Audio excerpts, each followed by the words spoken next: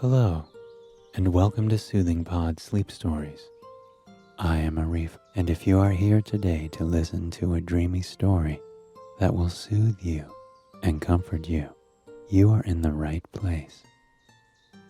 Tonight, I will be your guide as we listen to the fabled story of the Ugly Duckling.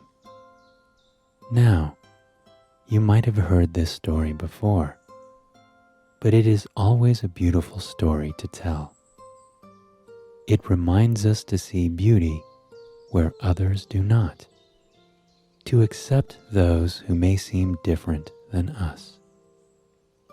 Before we begin the story, let's settle in bed and make sure our breathing is deep and relaxed.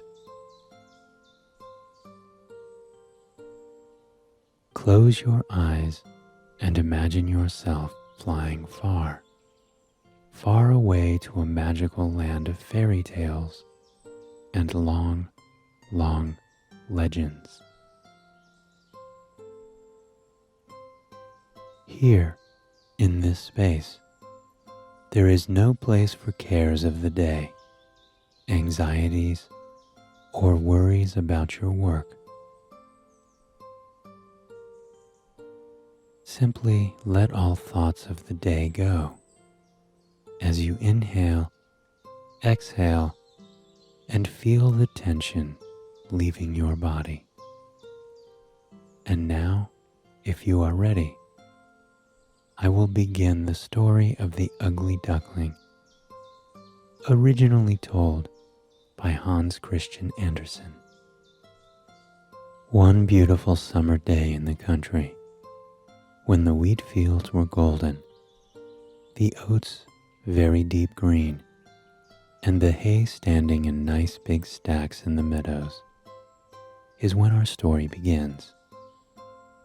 In this part of the countryside, there were forests and woods, meadows and fields, and right in the middle of one forest was a beautiful lake, one of the most beautiful lakes in all the country. And here, there was an old farmhouse where many different animals lived. The farmhouse had deep canals, a few barnyards, and a little path that led to the thick forested woods. So, one sunny summer day on the lake, a mother duck sat quietly on her nest, waiting for her eggs to hatch, and watching for the first tiny crack to appear. Most of the other ducks were busy swimming in the canals, or diving off the river banks and splashing about in the cool water. But this good mother duck, she didn't care much for chatter today. She wanted to look after her young brood when they arrived.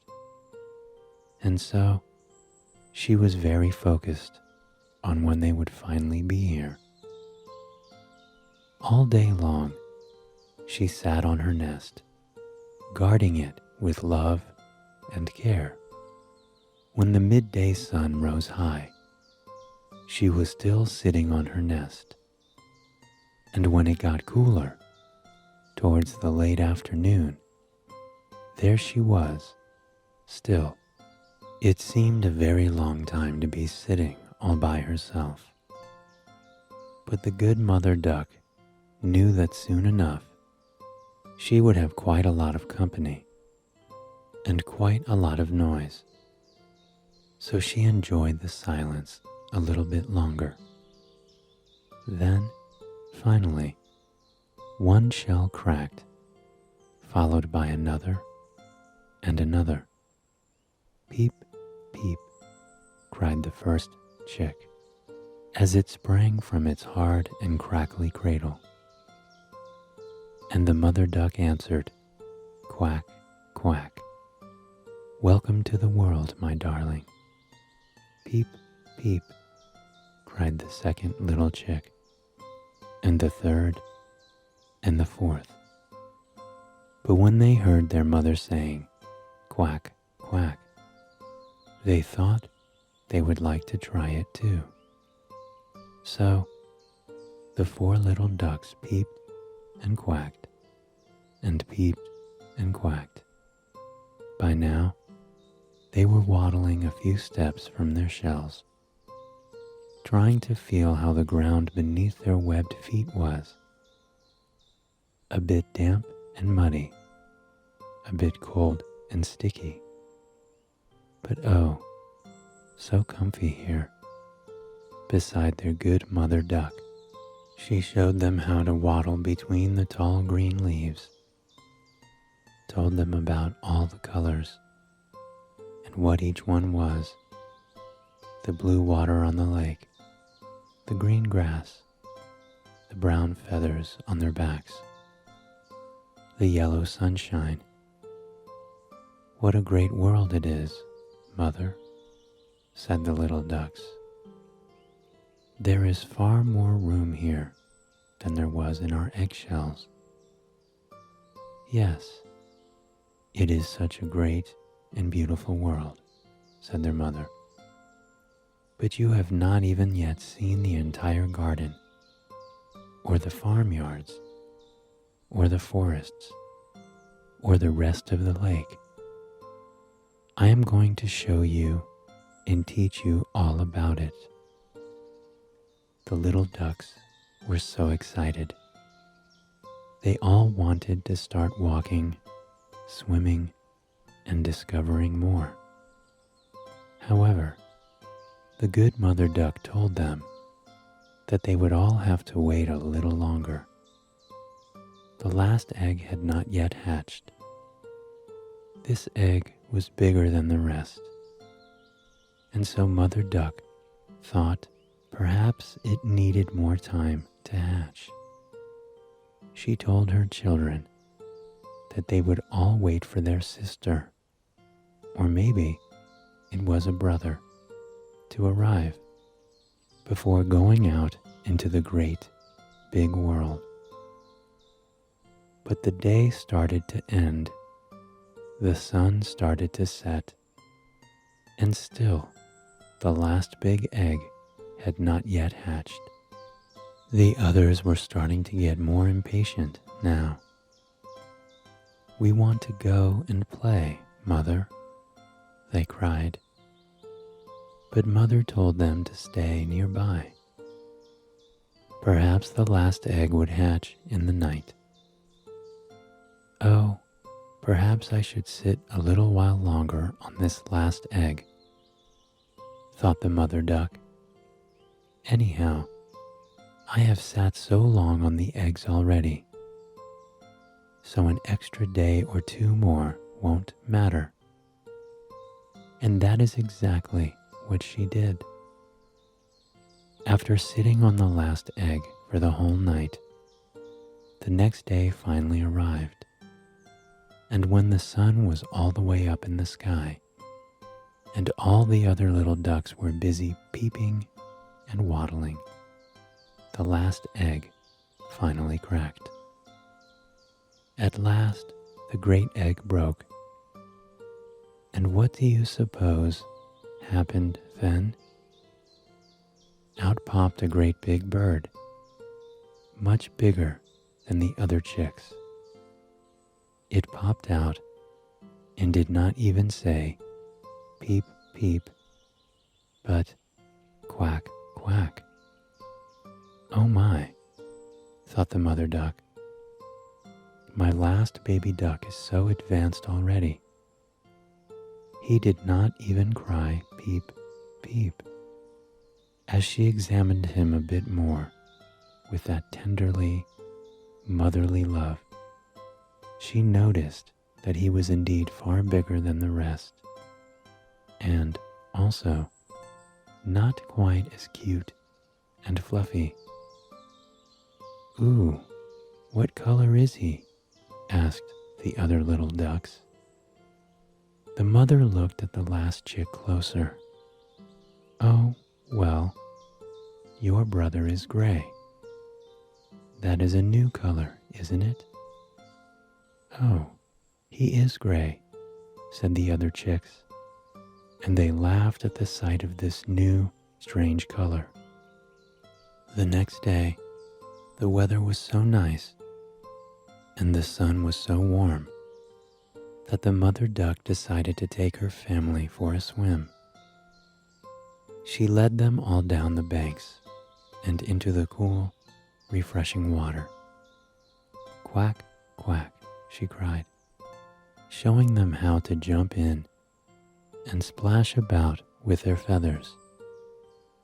All at once, the little ducklings followed their mother, making great big splashes. Their legs paddled quite naturally until they were all a whole family of ducks swimming and floating around. The last gray duck was also in the water, paddling around, but he was the last in line, for he was quite a lot bigger than the rest and a little slower. "Oh," said the mother, "he is a bit slow, yes, but he is holding himself quite nicely in the water. I am sure he will be a good swimmer in no time." And she led her family of ducks around another bend and further on down the lake. "Come, children," she called out. "Now I will introduce you all to my friends, the other animals on the farm. They will be delighted to meet you all." And all the little ducks, plus the one big gray one, followed her on the water. When they reached the farmyard, there was a lot of noise going on. The little duckling wondered what all this commotion was. "It is the way of the world, dears," said the mother duck. She saw that 3 cats were all fighting over one fish, jumping at each other and scratching with their claws to pick at it. "Be careful around those cats," she called. "Always stay close to your mother." The ducklings did as they were told, following their mother as she went around to visit her friends, the other ducks. As they passed, the other ducks stared and said, "Look, here are the new ducks. My, how cute they all are. Oh, except for that last one. Why is he so big and ugly?" "Leave him alone," said the mother, upon hearing their whispers and knowing exactly what they were saying. "He is not doing you any harm. Your last duck is quite big and ugly. I don't want my babies to be frightened by him," said one of the other parent ducks, and she waddled far, far away. "Yes, your others are very pretty children," said another duck. She was old and wore a cloth to bundle one of her legs that didn't waddle so well. "Too bad about that last big one." "Oh, nonsense," replied the mother. "He is not as pretty or as brown as the others, it is true, but he is very smart and as good a swimmer as all the others. He will grow up to be a perfectly fine duck. It's just that he had stayed too long in the egg, so ended up being a bit bigger than the others. Just wait and see. He will grow up strong and able to take care of himself." "Well, he still looks very strange," said the old duck.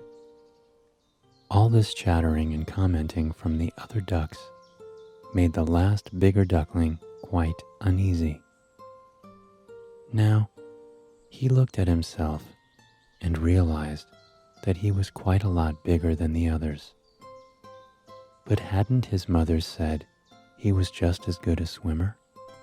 And what did it matter that his color was not exactly like the other brown ducks. Next, they came to a turkey cock who spread out his feathers as he looked at the brood. "Well, what a big gray duck that is," said the turkey cock, who thought quite highly of himself. "What happened to him?" At this comment, the other turkeys started to gather around and examine that big gray duck. They too started laughing, and laughing, and laughing, and laughing.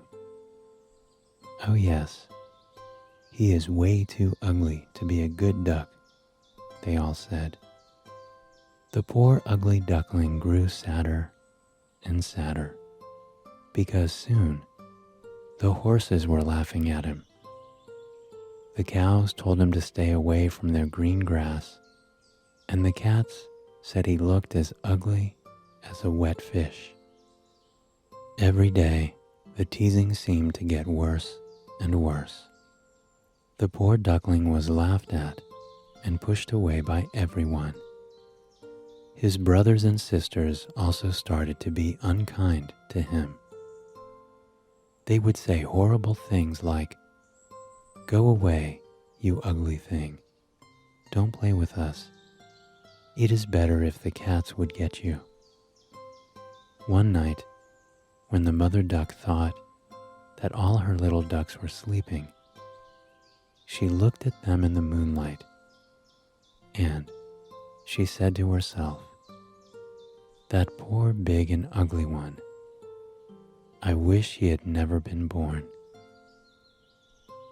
But the ugly duckling was only pretending to be sleeping. He had heard every word.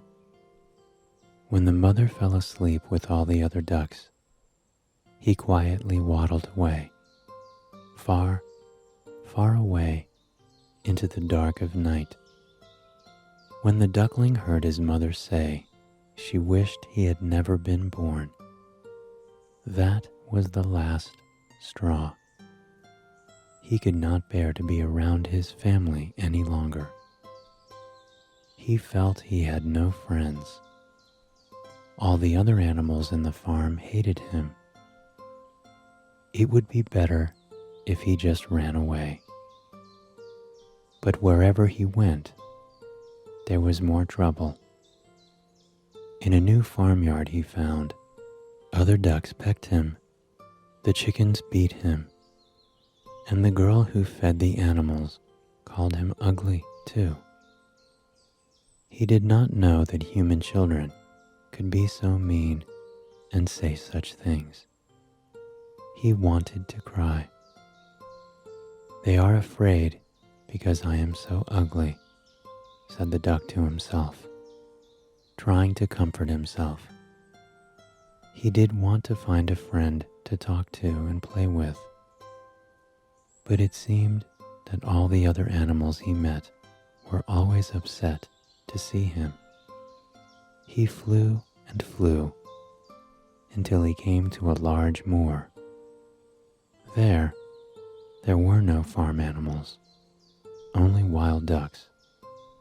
They looked at him when he arrived, all with a strange look on their faces. "What sort of a duck are you?" they all said, circling him. He did not know what to answer them. "You are quite ugly," said the wild ducks. "Don't even think about marrying one of our pretty brood." Poor duck, as if he had ever had thoughts of marriage. He was just a young duck who wanted to swim and fly and live in peace. That was all he wished for. Bang, bang. A loud shot suddenly sounded in the air, and two wild ducks, who had attempted to fly, now fell swiftly into the bulrushes. Bang, bang. The sound echoed again, ringing out far and wide in the distance. Soon, Wild ducks and wild geese were flying in every direction, attempting to escape the hunter's gun. Then, the sound of hunting dogs barking in the distance was heard, and the ducks continued scurrying about, following the direction of the geese. "Oh," sighed the duckling, "now I am thankful I am so ugly. Not even the hunters want me." As the guns continued sounding and the wild dogs running around, the ugly duckling simply lay as still as he could in the bushes. Finally, late in the day, the commotion was all over. A soft rain began to fall, and everything else went quiet. The hunter went home, the dogs went home, and all the other ducks and geese flew away.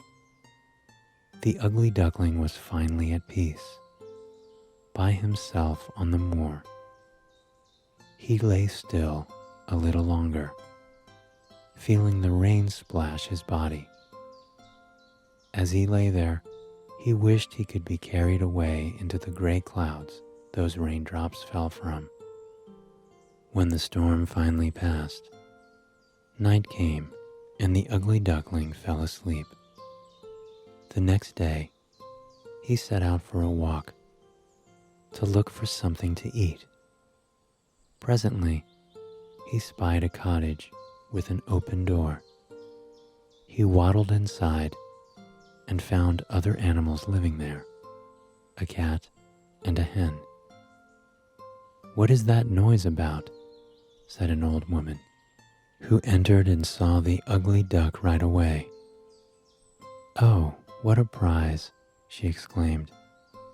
"If this creature is what I think it is, soon I shall have some duck's eggs." But after 3 weeks, there were no eggs. This ugly duck did not know how to lay any. "Why can't you lay eggs?" asked the old woman. "What are you good for, anyway? If you can't lay eggs, then I have no use for you, and you can't even purr or play with me like the cat. What a good-for-nothing creature you are." This left the ugly duckling feeling very low-spirited and sad. Even though the days were sunny and not a single drop of rain fell, he did not feel like doing much or playing with the other animals at all. And this is how he passed his days. The cat and the hen did not want to have anything to do with him. They tolerated him because the old woman wanted to wait and see if he could lay eggs. Sometimes the duck tried to invite them to swim out on the water, but they never seemed interested at all. They only wanted to chat between themselves, and since the duck did not consider himself a very good chatterer, he usually had nothing to say. Finally, he grew very bored of sitting sadly in the corner all day, every day. Little by little, his fear of being laughed out when he was outside started to fade. He knew nothing else. Anyways, he never knew other animals who were kind to him. It was the stuff of his dreams to find other creatures who would be happy to see him and have him for company. "I believe I must go out into the world again," said the duckling at last. "Yes, do," said the cat and the hen. So it was that the duckling left the old woman's cottage without laying a single egg. When autumn came, everything changed color. The leaves on the forest trees were suddenly a bright orange, then a golden color. Then they all fell away in the wind. They fell to the ground and covered the forest like a shimmering carpet. The ugly duckling thought this new forest carpet was the prettiest color he had ever seen. One evening, just as the sun was setting, the duckling looked up to the sky. Its colors radiated against the evening light. Overhead, a flock of the most beautiful birds soared by. He gasped and held his breath as he watched them fly away, up, up, up so high. He had never seen such beautiful birds before. They had slender necks, soft plumage, and moved so gracefully.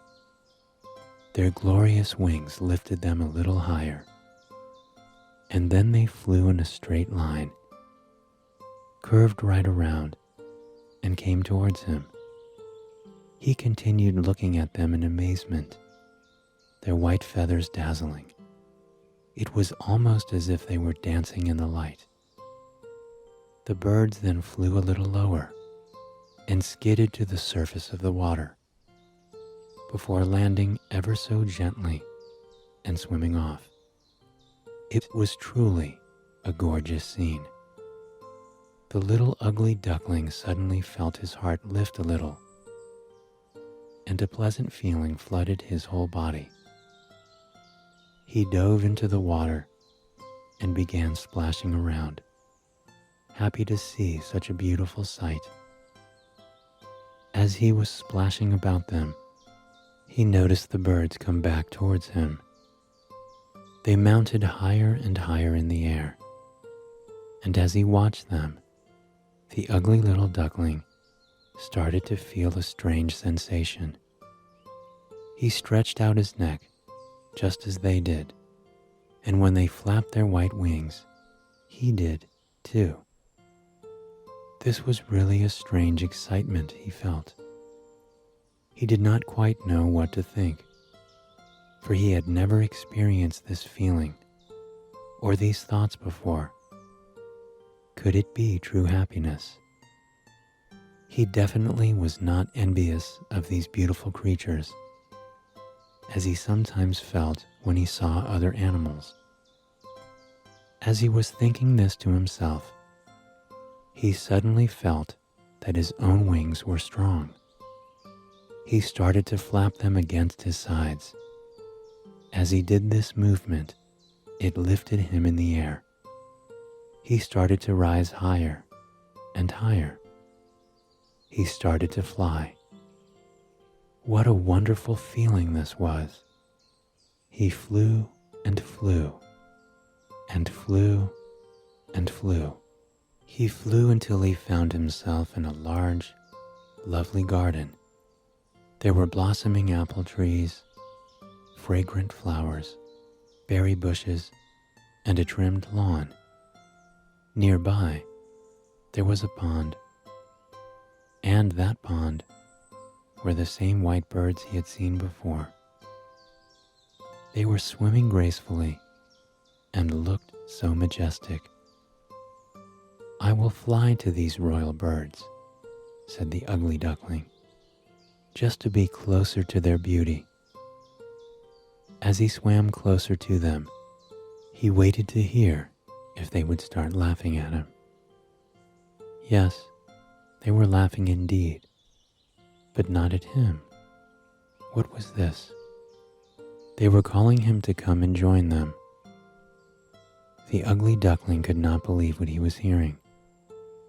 Were they really creating sounds of happiness and joy? He swam a little closer to them, and as he did so, he looked at his reflection in the water. What did he just see then? It was his own image. It really was. And in the water's reflection, he saw the truth. He was no longer a dark gray bird, ugly and disgraceful. No, he had changed into a fully grown, beautiful swan. A new swan called the other birds to him. "Where are you from, and what is your name?" He was confused at first, but then it all made sense. For he was born in a duck's nest in the farmyard, but in reality, he was a swan's egg, and that is why he was larger than all the rest. Just then, he saw a mother swan swimming, and behind her, her babies. Why, they all looked like he did a few months ago. They also had that scraggly gray color and looked like wet fish. Now he finally understood.